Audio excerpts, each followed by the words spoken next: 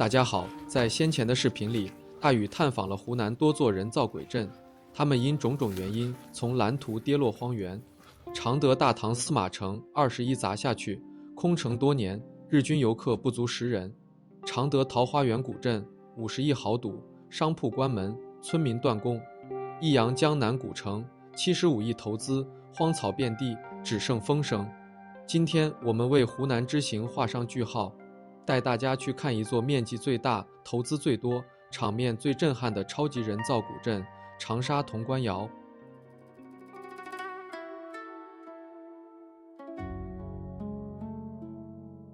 我們今天去的潼關窯古城，坐落於世界彩陶瓷的發源地，也是唐代海上絲綢之路的重要貨源地。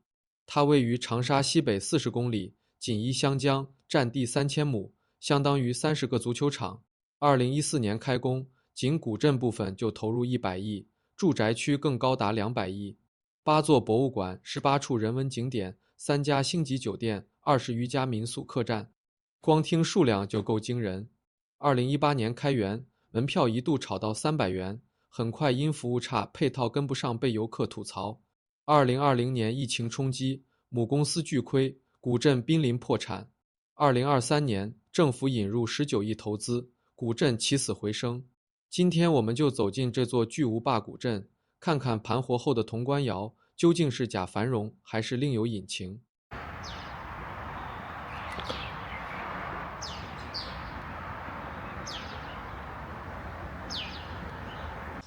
潼關窯古鎮的這個大門啊，太有氣勢了，感覺像雄霸天下一樣。之前我們也逛過一些古鎮啊，像這麼大的氣勢還是頭一次。它後面還有一個建築，也非常宏偉啊。隔着鏡頭啊，就能感覺到這個古城啊，氣勢不一般。100億啊，那是真金白銀的花了。從它這個大門一進來，這個廣場現在啊，張燈結彩的。今天遊客是沒有，不知道平時怎麼樣。但是從現在這個狀況來看呀，目前就是我一個人。這個景區為了造勢也是煞費苦心啊！你看。到處都掛的是非常喜庆的裝飾品，但是這個街上呀，非常寂靜。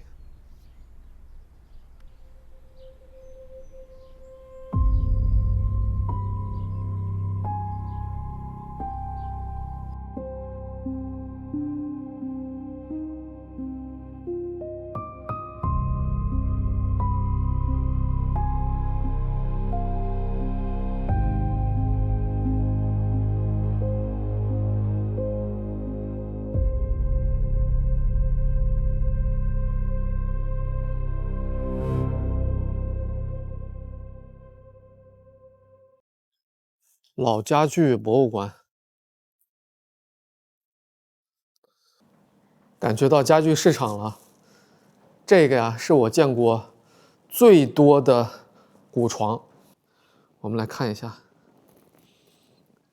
你看，這兒還畫了一些圖案，類似於像一些古代的將軍打仗一樣，還騎着戰馬，很有趣。哦，這兒還畫着一些類似於像耍獅子吧，這裡面還貼着一些畫。哦，後面的畫感覺稍微有點現代了，感覺像民國那時候的。哦，你看這兒很有趣。剛才的這個，如果說像一個轎子的話，旁邊的這個就顯得更加莊重了。它有可能是夫人或者是太太睡的，上面啊雕刻的真的非常精美。啊，這邊還有一些轎子，這些轎子的樣式不同，可能乘坐它的人身份也不一樣。但是我感覺這些轎子都非常小，不是很大，用一個字來形容，小而美。潼關窯古鎮現在改名為潼關窯國分樂園，光聽它這個名字呀，就能感覺得出，現在啊，完全是一個以國分為背景的遊樂場。只不過周圍啊都是一些仿古的街道，當然这裡面啊還有很多遊玩的設施，比如說博物館呀，還有電影院啊。目前從網上的信息來看呀，這個地方一直是冷熱不均，在國慶或者是五一長假的時候呀，遊客還是不少，但是平時啊，應該就是處於這種冷冷清清、沒有人煙的這種狀態。但是它呀，還是在正常的運營之中。在這些古鎮裡做生意，壓力還是蠻大的，因為啊，這兒的老闆他也不知道遊客什麼時候來，什麼時候游客能多一點，什麼時候游客能少一點。這個呀，就有點像靠天吃飯種莊稼的農民。當然不得不說的話，目前潼關窯古鎮還是從爛尾的生死線上掙扎過來了。像我們之前去過的桃花源古鎮、大唐司馬那邊呀，已經徹底的荒廢了。我注意觀察到疫情的時候，潼關窯古鎮啊，基本上已經瀕臨破產。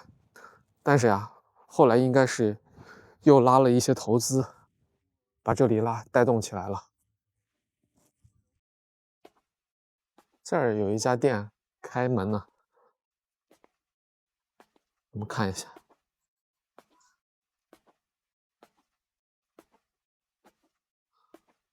哇，沒有人啊，老闆也不在，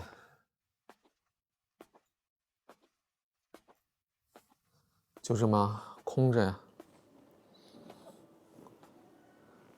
這家店很有趣，沒有顧客，也沒有老闆，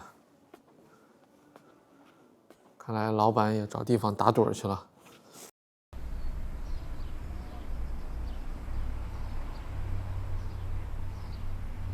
我看這兒還有一個仿古建築，我查了一下，它是一棟戲樓。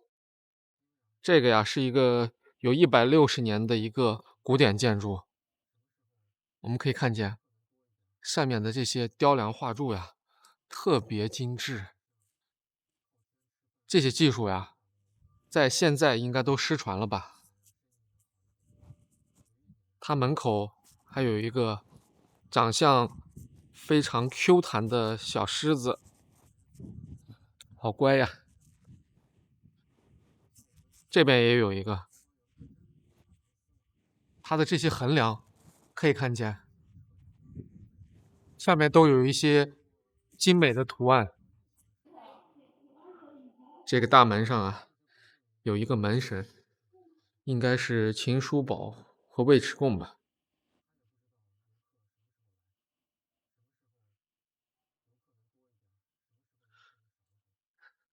這裡面呀，這個木料給人感覺啊，非常有年代感。它這個建築呀，是從江西把它拆散運過來，在潼關窯國分樂園又重新組裝了。可以看見這兒還有一個大大的戲台，據說呀，定時還會在這兒表演節目。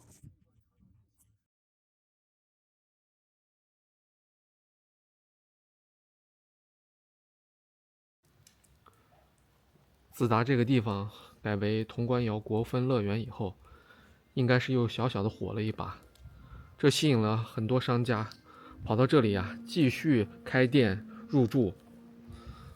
但是啊，經我剛才走的這一段，我發現這裡啊呈現出一種冷熱不均的狀態。平時啊應該是非常非常冷清，遊人也很少，沒有什麼生意。在五一和11一些黃金周的時候，肯定會有全國的遊客慕名而來，都想看一看這個花了100億的漢唐國分大城到底長什麼樣。所以啊，這些地方雖然盤活了，但是啊，人氣一點都不旺盛。從我現在這個角度，我們轉一圈，這裡啊一個遊客都沒有，四下裡啊一片寂靜。如果不是這個背景音樂的話，我都能聽見我的腳步聲。這兒有一個潼關窯博物館群，這個建築氣勢真的好大呀。我們往裡看一看。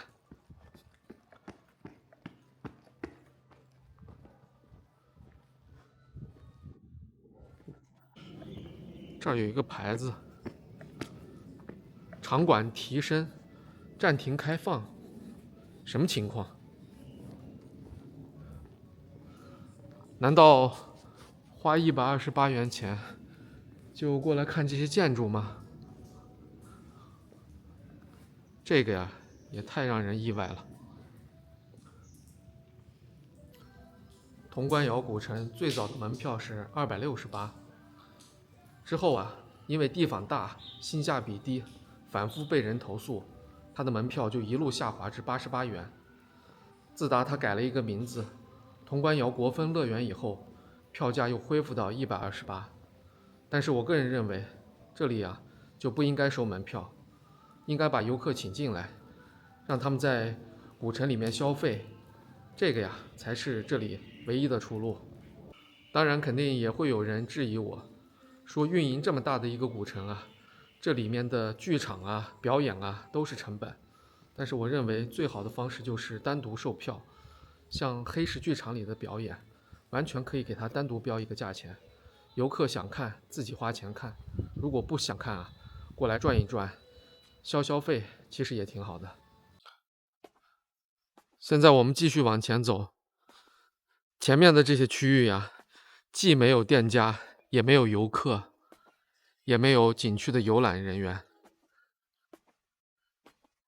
可以看見啊，這兒的這個房子呀，還挺有特色的。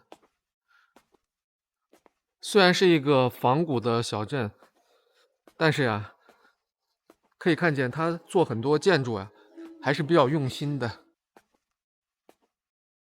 很細緻。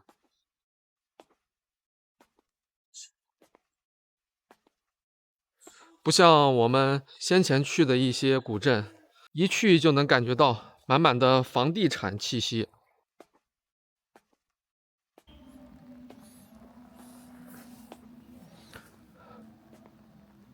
這邊啊，還有一個神鹿園，應該是一個小型的遊樂場吧。但是從現在的狀況來看，好像已經不經營了。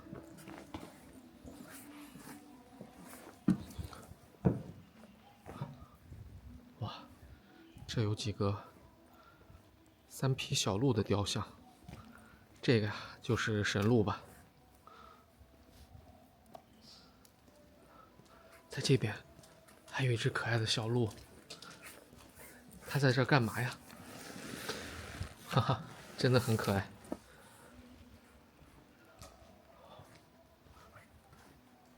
这個小兔子笑起來好憨呢。萌寵樂園。哦，這個地方之前應該是有小動物，專供小朋友在這裡玩吧。現在啊，也已經荒廢了。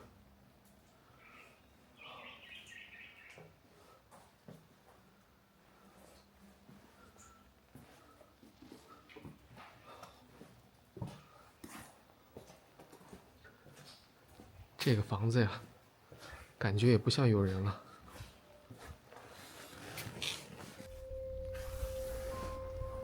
哇，這些遊樂設施難道都不要了嗎？這可是花了真金白銀的呀！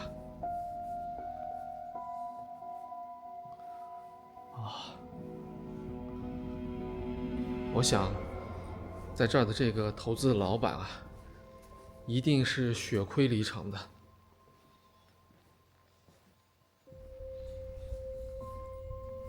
哇，這兒還很大呀！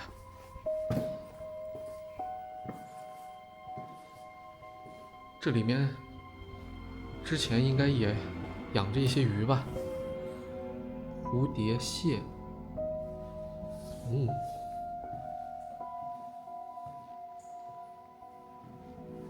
這些魚都被撈走了，還好呀，沒留在這兒。那不然這個缸啊，得多讓人驚悚。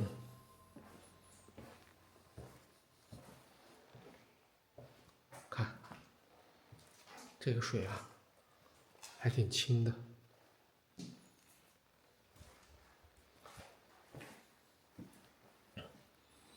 這個窗戶上的蜘蛛網啊，都已經很厚了。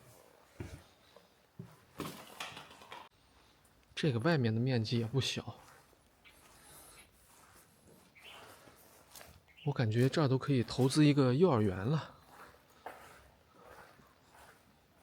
哦，後面還有啊。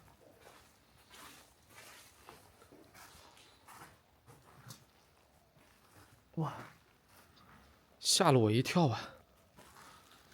啊，他坐在這兒啊。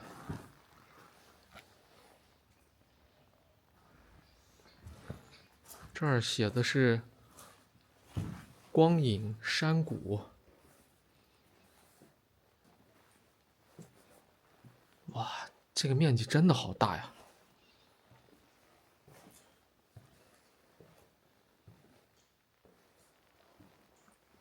這兒還有小朋友玩的彩泥。